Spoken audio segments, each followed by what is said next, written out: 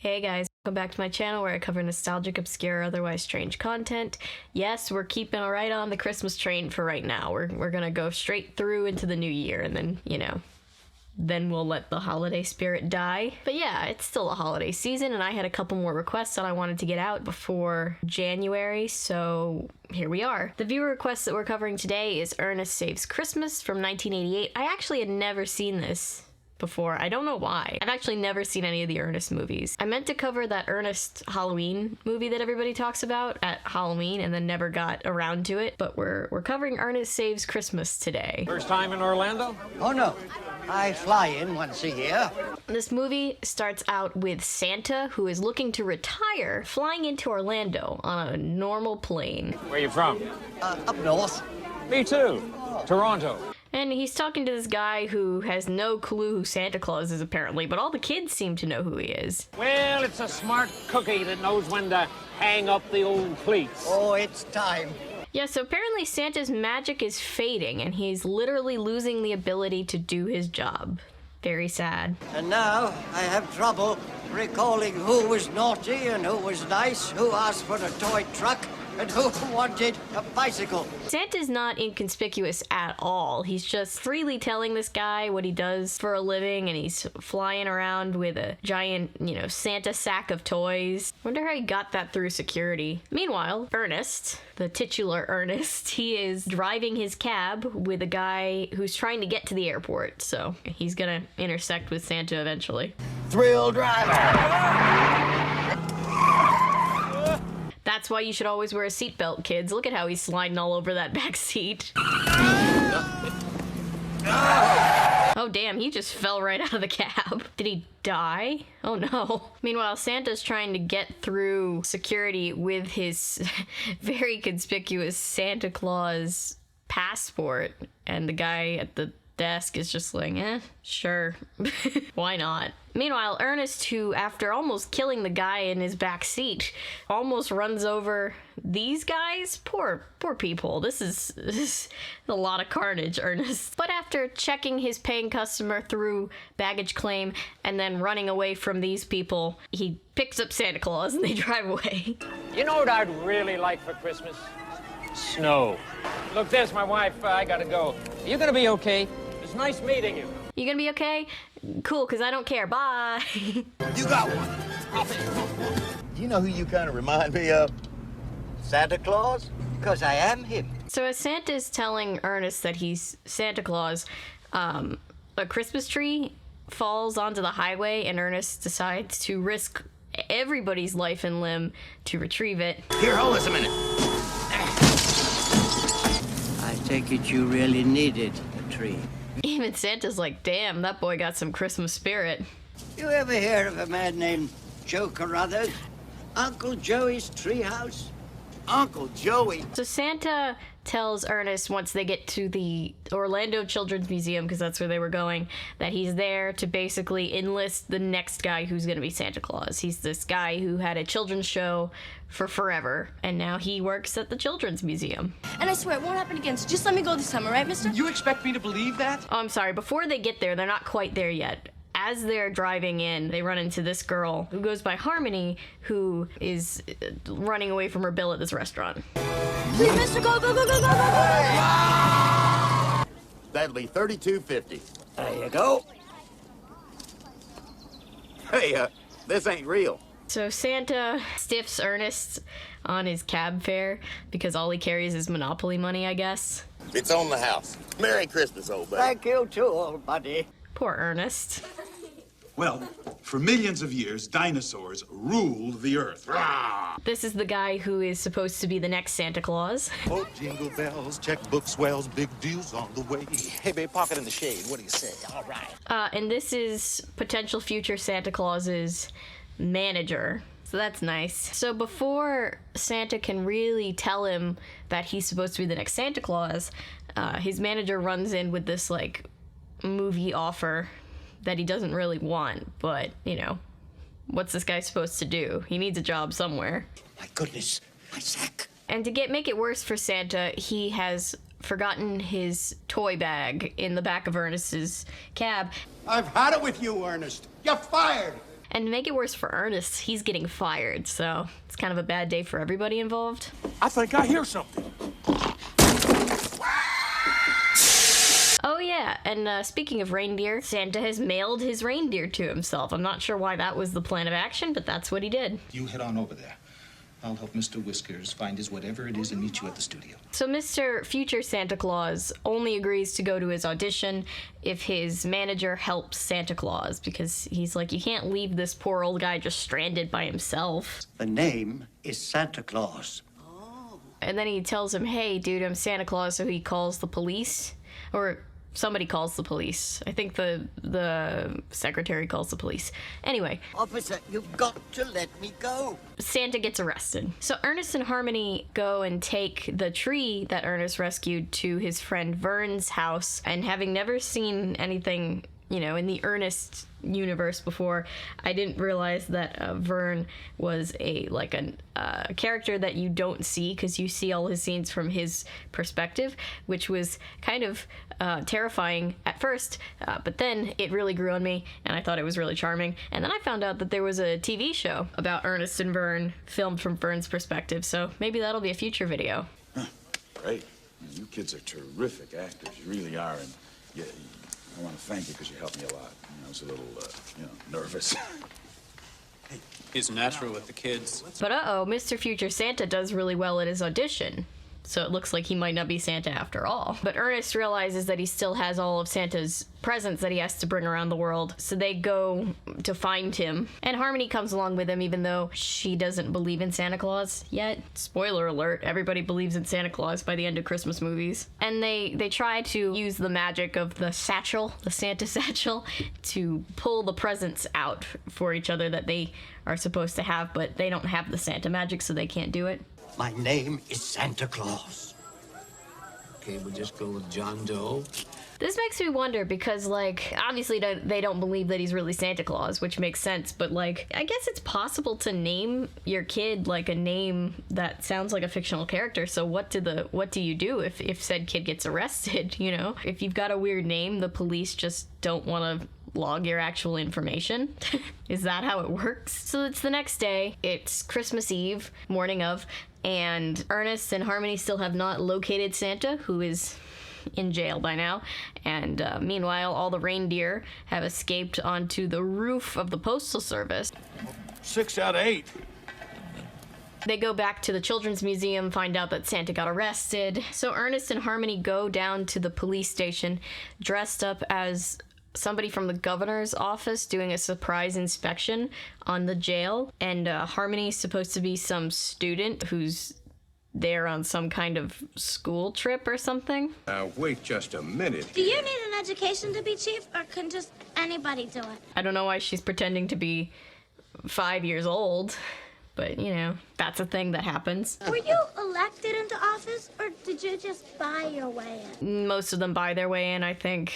Definitely. So they managed to get Santa out of jail.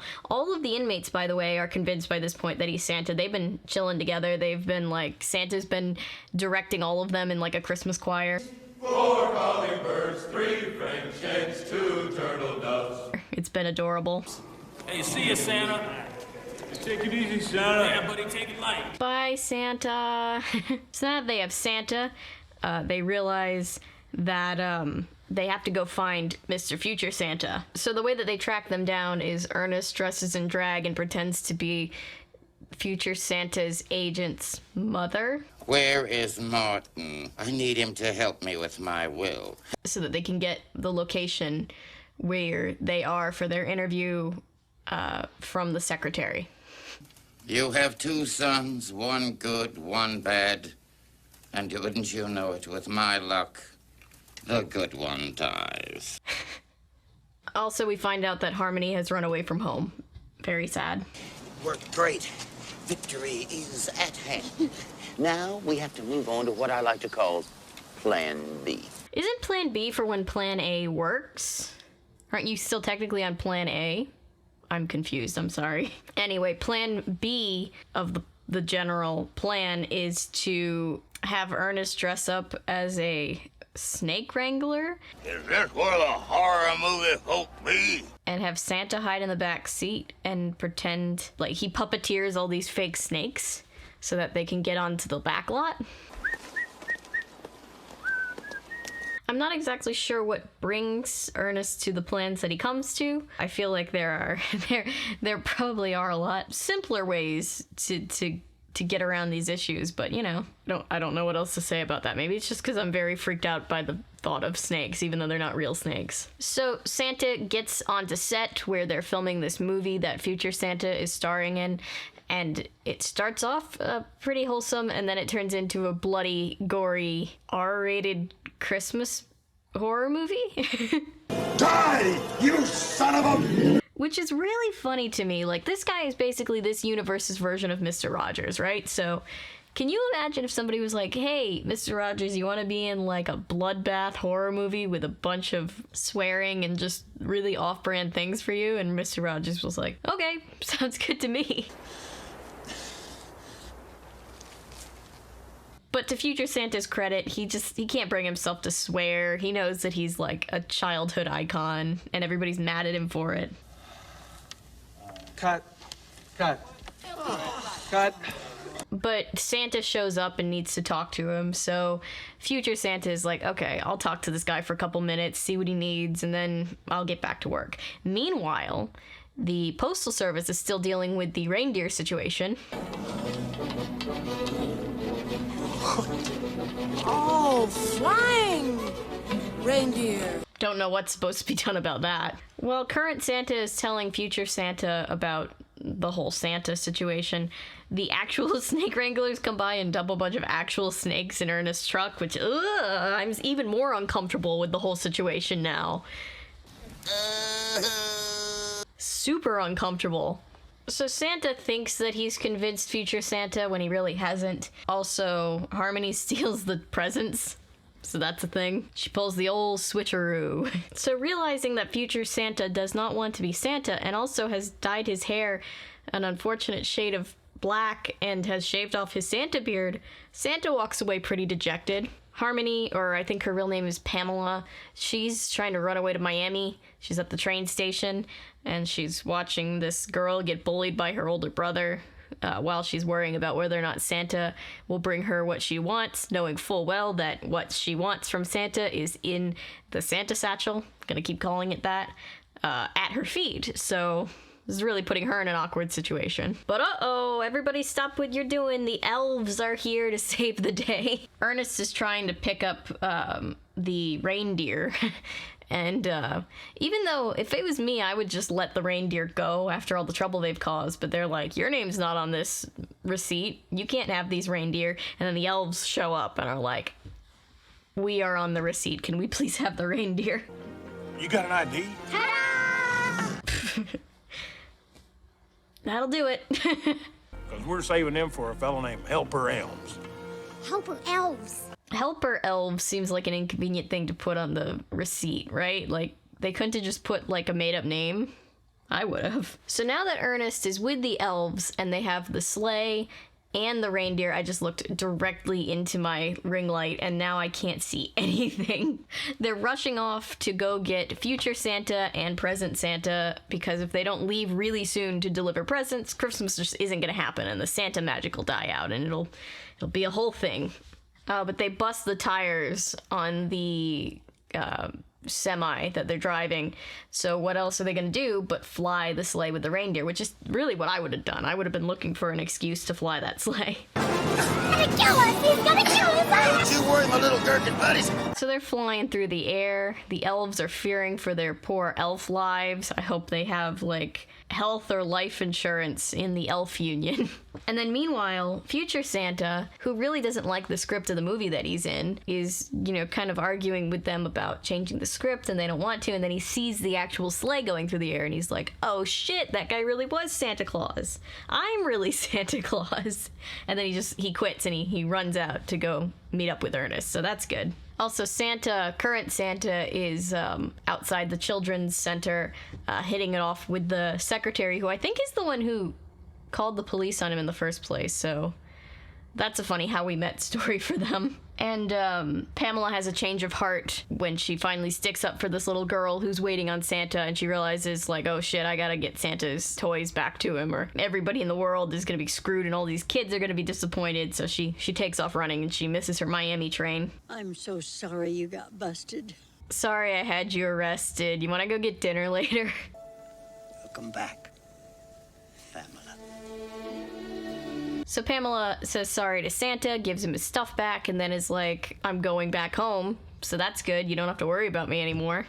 That's nice. And then future Santa, whose name is Joe, by the way. Have I said his name at all in this whole video? I don't think I did. I'm sorry. His name is Joe.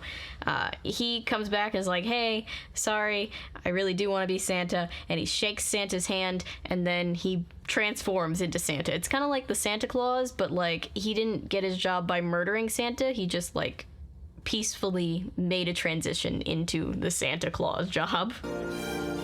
It really feels like Christmas. He even manages to fulfill the wish of the guy from the airport that Santa met way at the beginning of the movie who wanted snow in Orlando on Christmas. I don't care if it's Christmas Eve. Look, we close the deal tonight or not at all. It's snowing. It's Christmas Eve and all. Why don't you go home and stay with the family? He manages to make it snow, which I think makes the guy that he met at the airport have like an Ebenezer Scrooge moment where, like, he has the Christmas spirit instead of being a big angry businessman.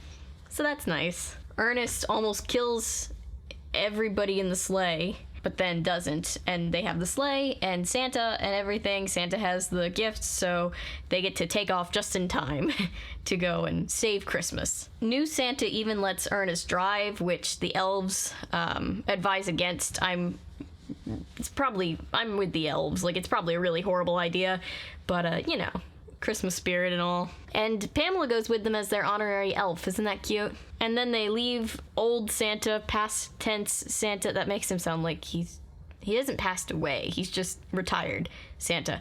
He and the future Mrs. Claus are, like, chilling, and they're happy, so it's a happy ending for everybody. And then we get one more scene back at the Postal Service. Yeah, look. That is E-Bunny. F.